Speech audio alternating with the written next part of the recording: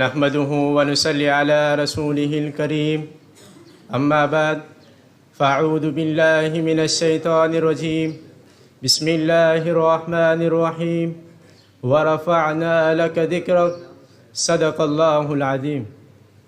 رسول مجتبیٰ کہیے، محمد مصطفیٰ کہیے، رسول مجتبیٰ کہیے، محمد مصطفیٰ کہیے، خدا کے بعد بس وہ ہے، پھر اس کے بعد کیا کہیے۔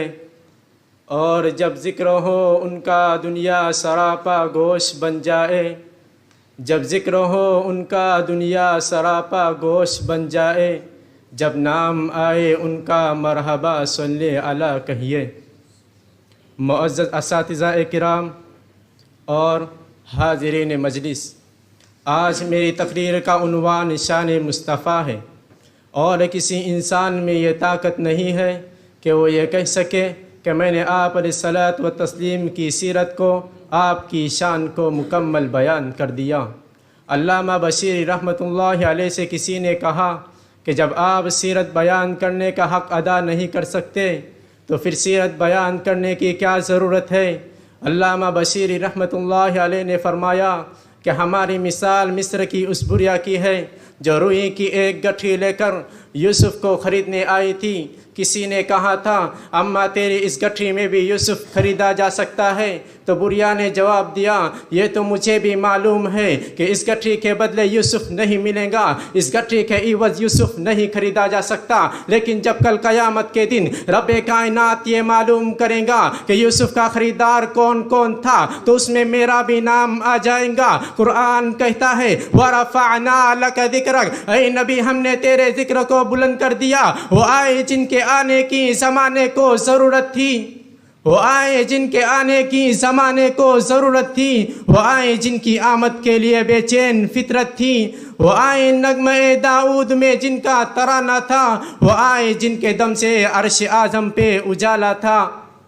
ارے نبی کا ذکر تو اسی وقت اونچا ہو گیا تھا جب آپ پر قرآن کا نزول ہوا تھا۔ قرآن کے اترنے کی شان اور ہے، زبور کے اترنے کی شان اور ہے، انجیل کے اترنے کی شان اور ہے، تورات کے اترنے کی شان اور ہے۔ یہ سب نبی کی وجہ سے ہے۔ جب تورات اترنے کا وقت آیا تو رب کائنات نے موسیٰ علیہ السلام سے فرمایا اے موسیٰ تو پہاڑ پر جا، ہم تجھے کتاب دیں گے۔ انجیل اترنے کا وقت آیا تو رب کائنات نے عیسیٰ علیہ السلام سے فرمایا اپنے عبادت خانے میں بیٹھ، ہم تجھے کتاب دیں گے۔ اور زبور اترنے کا وقت آیا تو رب کائنات نے داؤد علیہ الصلاۃ و تسلیم سے فرمایا اپنے عبادت خانے میں رہو، ہم تجھے کتاب دیں گے۔ لیکن ایک کالی کملی والا ایسا تھا جس کو پابند نہیں کیا گیا، بلکہ میرا نبی مکہ میں تھا، قرآن مکہ میں آ گیا، مدینے میں تھا، قرآن مدینے میں آ گیا، خیبر میں تھا، قرآن خیبر میں آ گیا، حتیٰ کہ میرا نبی عائشہ کے بستر پر آرام فرما ہے تو قرآن وہی پر آ گیا۔ اسی کو قرآن کہتا ہے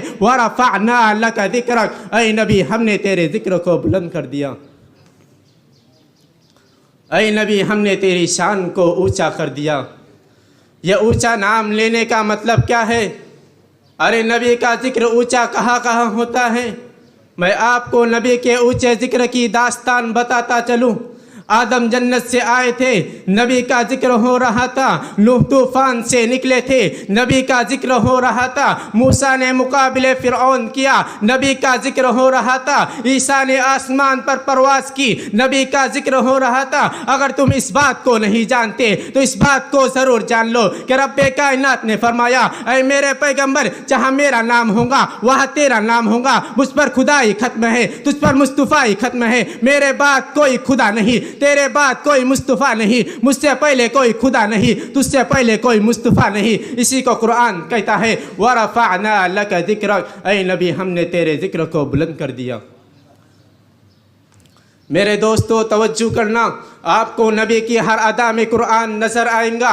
اماں عائشہ سے کسی نے پوچھا آپ کی سیرت کو بیان کریں، اماں عائشہ نے فرمایا قرآن نہیں پڑھتے ہو؟ سارا قرآن نبی کی سیرت میں اترا ہے۔ میرے دوستو توجہ کرنا، میں جب نبی کا چہرہ پڑھتا ہوں مجھے قرآن نظر آتا ہے، میں نبی کے زلفوں کو دیکھتا ہوں مجھے قرآن نظر آتا ہے، میں نبی کی راتوں کو دیکھتا ہوں قم اللیل الا قلیلا مجھے قرآن نظر آتا ہے، میں نبی کی قوم کو دیکھتا ہوں لإلاف روش مجھے قرآن نظر آتا ہے، جب نبی کی ایک ایک ادا میں قرآن نظر آتا ہے، تو پھر میں تجھے بھی دعوت فکر دیتا ہوں، مزار چھوڑ، مقبرے چھوڑ، چادر چھوڑ، یہ لڑائی چھوڑ، اگر نبی کی سیرت، نبی کی صورت، نبی کے اخلاق، نبی کی عظمت، نبی کی رفعت، نبی کی شان و تقدس، نبی کی شرافت، نبی کی صداقت، نبی کی عدالت اگر تو پڑھنا چاہتا ہے تو ادھر ادھر جانے کی ضرورت نہیں، الحمدللہ کی الف سے لے کر والناس کے سین تک خدا کا قرآن پڑھتا جا، محمد کی شان پڑھتا جا، اسی کو قرآن کہتا ہے